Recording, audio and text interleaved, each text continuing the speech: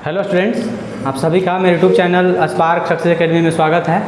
और आज हम लोग क्लास 10 का जियोग्राफी पढ़ेंगे, जिसमें है ना आपका 5वां चैप्टर बिहार वन एवं कृषि संसाधन चल रहा है। ठीक है, तो देखिए इसमें हम लोग पिछले क्लास में बिहार की कृषि और कृषि की समस्याओं के बारे में पढ़े थे। ठीक है, तो बिहार की कृषि की समस्या में देखे थे आप खेतों का छोटा आकार, है ना, मिट्टी की गुणवत्ता, है ना, मिट्टी का कटाव या मिट्टी गुणवत्ता में ह्रास, खेतों का छोटा आकार, घटिया बीजों का उपयोग, किसानों में रूढ़िवादिता, सिंचाई की समस्या, बाढ़ और सुखाड़, है ना, यह सब बिहार में कृषि का समस्या था। देखिए बिहार में आपको पढ़ना है कृषि कैलेंडर। ठीक है, तो जानते हैं कि मतलब जब बिहार में मानसून आने का समय क्या है, मध्य जून। क्या है, अगर हम बात करें कृषि कैलेंडर का,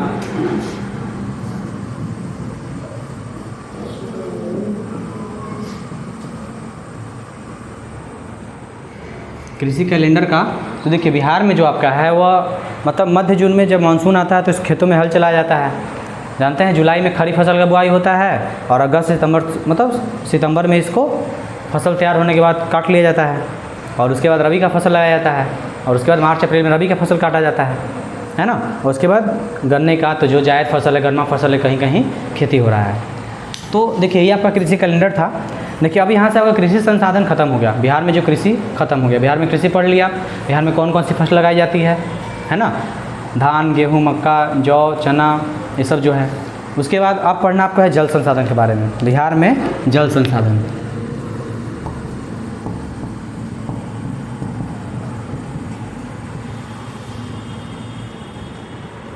जल संसाधन। देखिए बिहार में, देखिए बिहार में जल का भंडार अच्छा खासा है ना, मतलब बिहार में जल का विशाल भंडार स्थित है। तो बिहार में देखिए, बिहार में जल है ना, जल 2 स्रोतों से प्राप्त होता है। कितने स्रोतों से? 2 स्रोतों से। पहला आपका है धरातलीय जल। पहला क्या है? धरातलीय जल। और दूसरा क्या है ना, भूमिगत जल।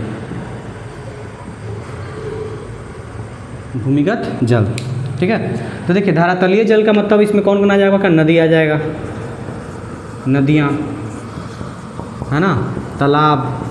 ठीक है, इसके बाद आपका जलाशय जितना है, मतलब जितना भी है, आहर, पॉइंट, पोखर सब जो देखते हैं, है ना, आदि कह सकते हैं। ठीक है, तो इसमें आपका कितना मतलब धरातलीय जल में अगर नदी है, तालाब है, जलाशय है। लेकिन भूमिगत का मतलब जो भूमि के नीचे से प्राप्त होता है, जैसे हैंडपम्प, कुआं। क्या हो गया आपका, है ना, कुआं हो गया। फिर उसके बाद आपका है नलकूप, आदि। तो बिहार में देखिए, बिहार में कहने का मतलब है कि जल संसाधन का 2 स्रोत हुआ आपका, है ना। कौन कौन? धरातलीय जल, भूमिगत जल। धरातलीय जल का मतलब क्या है आपका, कि जो धरातल के ऊपर है ना। भूमिगत का मतलब जो भूमि के नीचे से प्राप्त होता है। समझ गए? देखिए तो यहाँ पे कहा जाता है कि बिहार में मतलब जल संसाधन का उपयोग मुख्य रूप से जो होता है सिंचाई के लिए होता है। किसके लिए? सिंचाई के लिए, औद्योगिक संस्थानों में होता है। लेकिन 95% जो जल है बिहार में, वो उसका उपयोग सिंचाई के लिए ही किया जा रहा है। चूँकि देखिए यहाँ पे मानसून से वर्षा की अवधि 4 महीने का होता है, जून, जुलाई, अगस्त, सितंबर, है ना। इसके अलावा अनियमित और असमान वर्षा भी होते रहता है। यानी बिहार में देखिए मानसून 4 महीने टिकता है ना। इसके अलावा जो आपका अनियमित और असमान वर्षा, है ना, कुछ फसलें शीत ऋतु में होते हैं, कुछ मौसम शुष्क में मतलब कुछ शुष्क मौसम में होता है। गन्ना, आलू, प्याज, ये सब को समय समय पर पानी देने की आवश्यकता भी होती है। ठीक है, तो देखिए पहला कारण क्या है कि बिहार में देखिए फसल का उत्पादन ज़्यादा होना चाहिए, क्योंकि बिहार का जनसंख्या बहुत ज़्यादा है। तो जनसंख्या, बढ़ती जनसंख्या के मांग के अनुसार जब जैसे जैसे जनसंख्या बढ़ रहा है, वैसे वैसे अनाज का मांग भी बढ़ेगा। तो अनाज का उत्पादन बढ़ाने के लिए आपको सिंचाई का उचित सुविधा होना चाहिए। इसीलिए बिहार में देखिए 95% से अधिक जल सिंचाई के लिए उपयोग किया जा रहा है। बात समझ गए? तो देखिए बिहार में अगर हम बात करें सिंचाई के साधन कौन कौन है ना।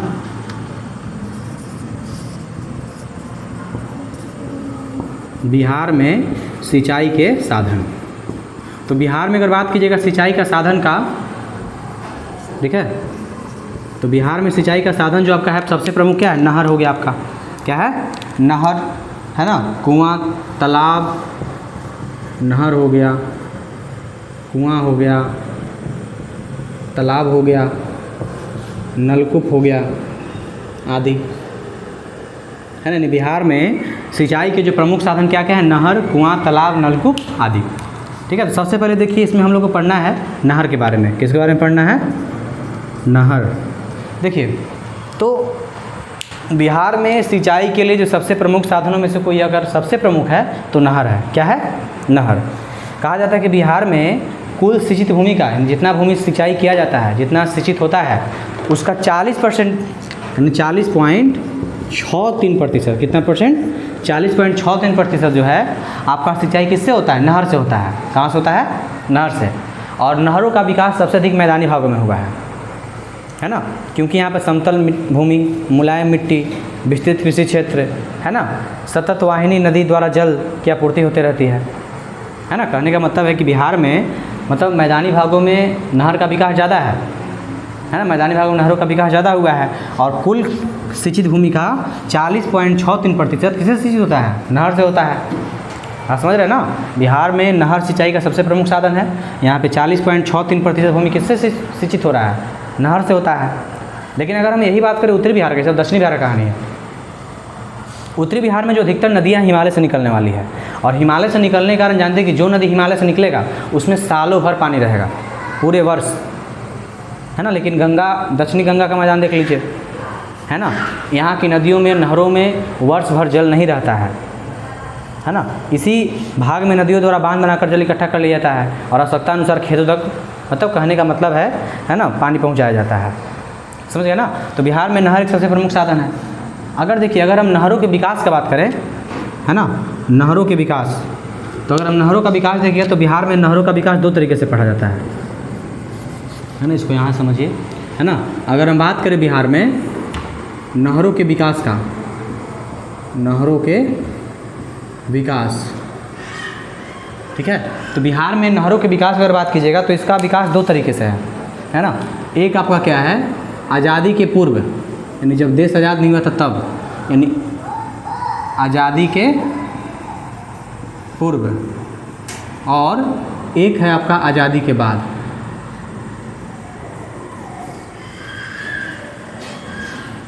आज़ादी के बाद नहरों का विकास यहाँ दो तरीके से हुआ, एक आज़ादी के पूर्व और एक आज़ादी के बाद। तो सबसे पहले पढ़ेंगे आज़ादी के पूर्व वाला। तो आज़ादी के, देखिए आज़ादी के पूर्व में सबसे पहला नहर जो आपका है सोन नहर। क्या है? सोन नहर, ठीक है। आज़ादी के पूर्व में सबसे पहला नहर कौन है आपका? सोन नहर है। समझ रहे हैं ना। तो सोन नहर सिंचाई परियोजना का सबसे बड़ा भाग है। यह बिहार का पहला आधुनिक सिंचाई परियोजना है। बिहार में पहला सिंचाई परियोजना के तहत किसी नहर का विकास हुआ तो उसका नाम क्या है? सोन नहर है, ठीक है। और इससे दो नहरें निकाला गया। इसका निर्माण हुआ 1874 में। कब हुआ?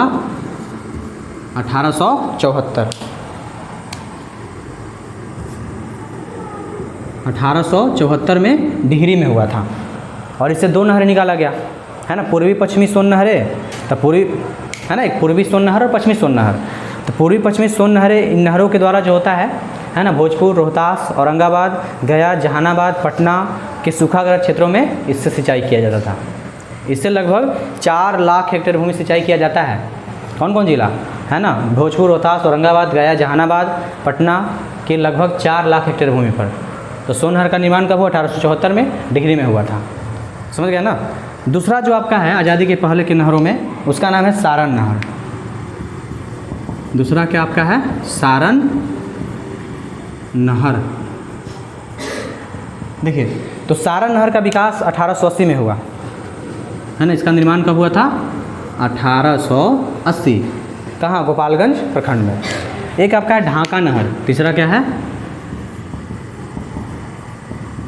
ढाका नहर, ठीक है। और चौथा आपका है त्रिवेणी नहर।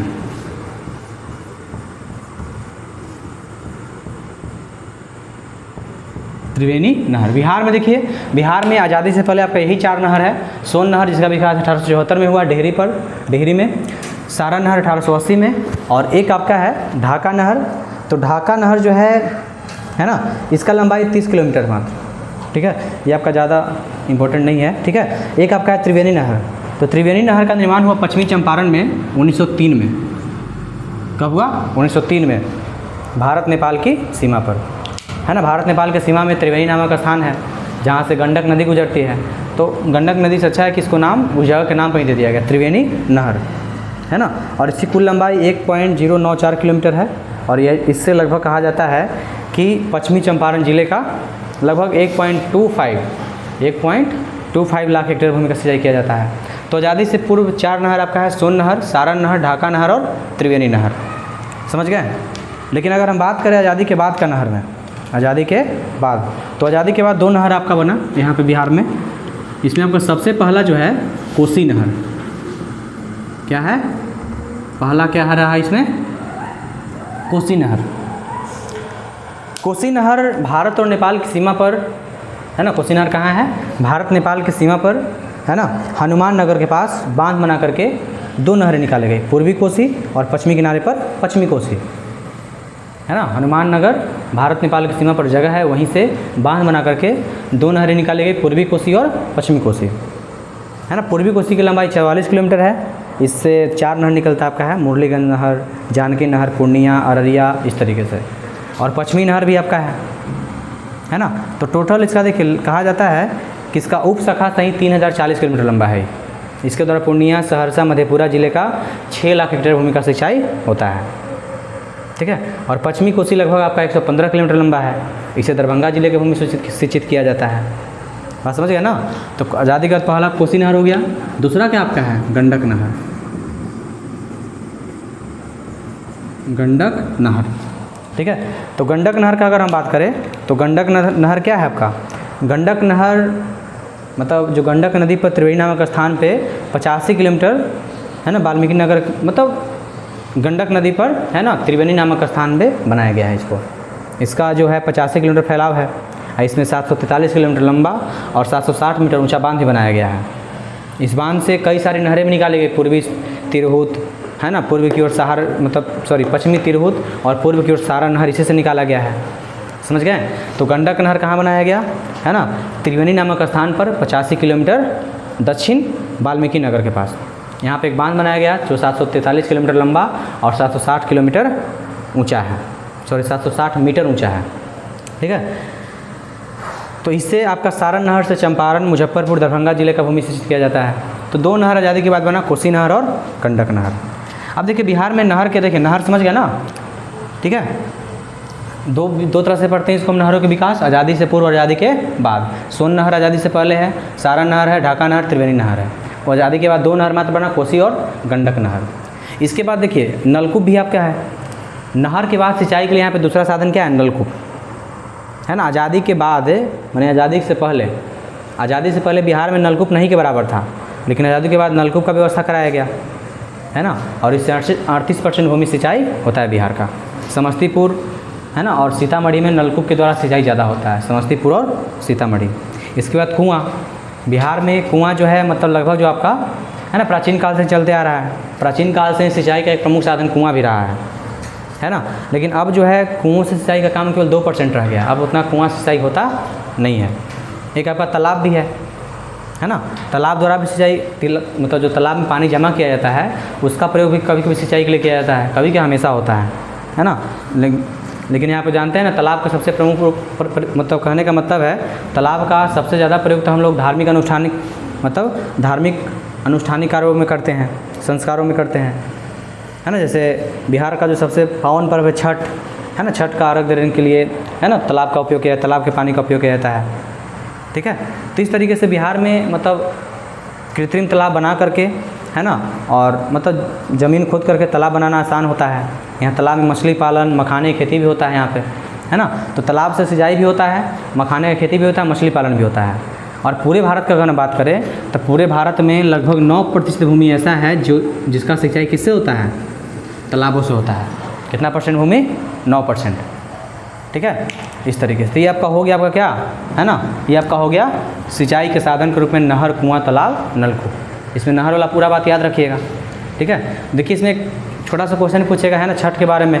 तो जानते हैं कि छठ क्या है, छठ आपका बिहार और पूर्वी उत्तर प्रदेश का क्या है, सबसे प्रमुख पर्व है।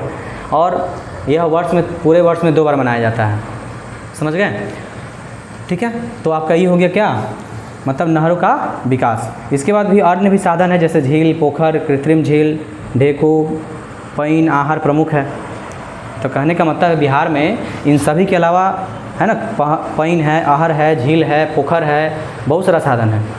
तो पैन, देखिए पैन का मतलब होता है, पैन ऐसे क्षेत्रों में प्रयोग किया जाता है जहाँ पे पानी की कमी होता है, जैसे कि रोहतास, गया, जहानाबाद, नवादा, नालंदा, ये सब जिलों में पैन का प्रयोग किया जाता है, पैन का, आहर का, इस तरीके का।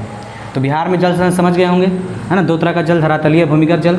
यहाँ पे सबसे अधिक 95% जल का उपयोग किसके लिए किया जाता है? सिंचाई के लिए किया जाता है ना। और बिहार में सिंचाई के प्रमुख साधन आपका नहर, कुआं, तालाब, नलकूप आदि। बिहार में नहरों का विकास आज़ादी से पूर्व, आज़ादी के बाद भी हुआ, है ना।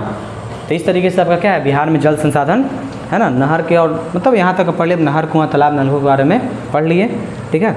और अगले दिन आपको इसमें बताया जाएगा बिहार की प्रमुख नदी घाटी परियोजनाओं के बारे में। तब तक आप इसको रिवाइज कीजिए, और कोई दिक्कत होता है ना, तो कमेंट में ज़रूर बताएं।